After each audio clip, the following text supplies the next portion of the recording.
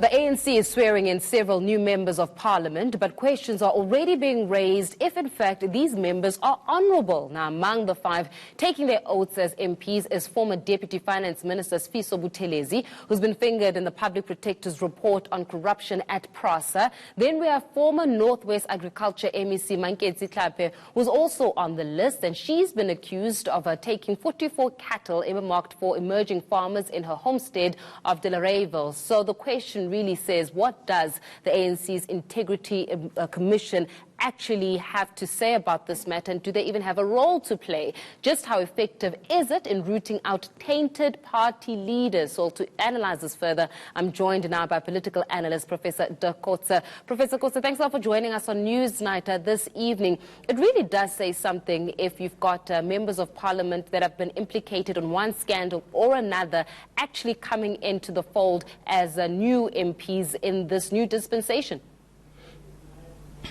Yes, that is indeed so. I think it takes us back to the process when they were actually nominated, because the ANC are now stuck with members who are on their lists, and they have to use these members on the list. They cannot really push them around or avoid appointing some of them. So in terms of because of so many ministers or former ministers who have resigned, a lot of vacancies arose now.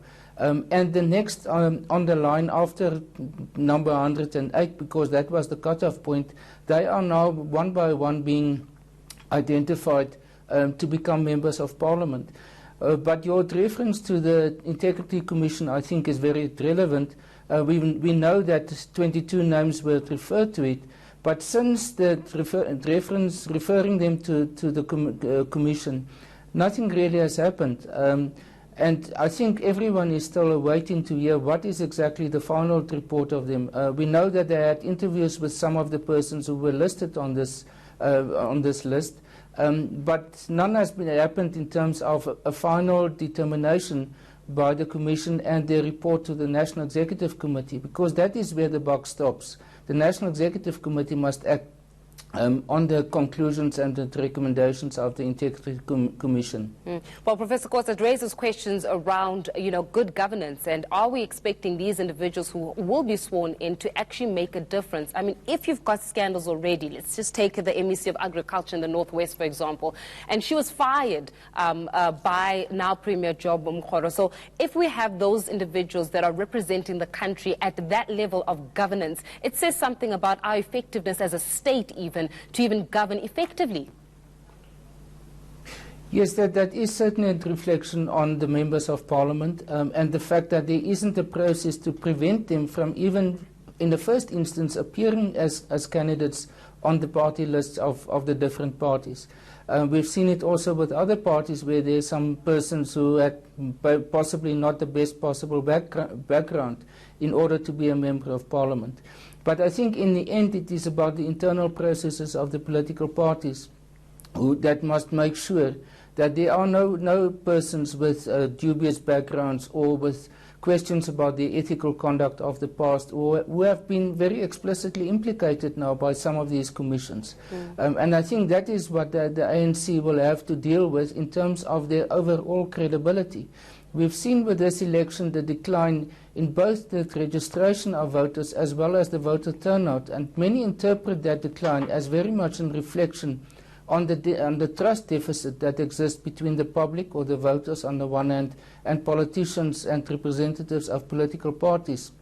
And I think for parties to enhance their credibility, to strengthen their credibility, they will have to pay a lot of attention to the quality of members that are representing them in the different legislatures. I mean, let's speak a little bit about this trusted deficit with the electorate, Professor Kotze. Many would say that now that the elections are over, it appears as though the public has let government govern, and they continue with their daily lives. My question then is it so? Does the public actually have an interest in who sits as a member of parliament, and should they? And if they do, what must they be concerned about in this regard? Well, first of all, we have a very direct say about the performance and the work being done by the executive, the members of the cabinet, the ministers, as well as the deputy ministers, because they are accountable in the first instance to Parliament. In the second instance, they are also supposed to be accountable to us. For example, there's a number of constituency offices all over the country established by Parliament, but they are almost dysfunctional or almost non-functional.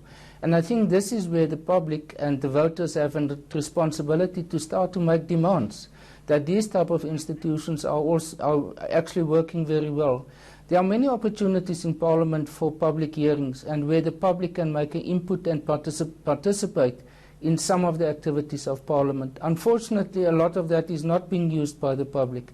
And I think that's what some of the opportunities that we must use, because then we as the public or as the voters come into direct contact with the members of Parliament there, and we can make a direct impact on that. And I think that is where the public and the politicians or members of Parliament and the other legislatures at provincial level or even at local level, where they have to converge, where they have to come. And I think it's for us as the public to be more informed about what are the opportunities and to use those opportunities as best as possible for us. I must ask really about the question of that. I mean, these are individuals that haven't sworn in. It's not a matter of, are we considering, it's not open for public debate. It actually happened. They've been sworn in. Certain names are questionable. One such, Sfiso Buthelezi, for example, who was the former chair of PRASA. He's also, up there as well, sitting as a member of Parliament. But then the question is it because we're either ignorant to what's happening to the political landscape, or is it that we're just apathetic in terms of just our approach to policy and politics in the country? Well, I must add also he was a chairperson of the PIC, the Public Investment Corporation, which is now being investigated. So he has, in all sorts of respects, he has a history to account for. I think that the situation at the moment is there's a technical aspect about it, and that is that the ANC cannot move around its list of candidates. There's a fixed order in which the names appear there, and they must use the next one that appears to become available after someone is resigning or moving away from Parliament. So they are in a sense stuck with these members.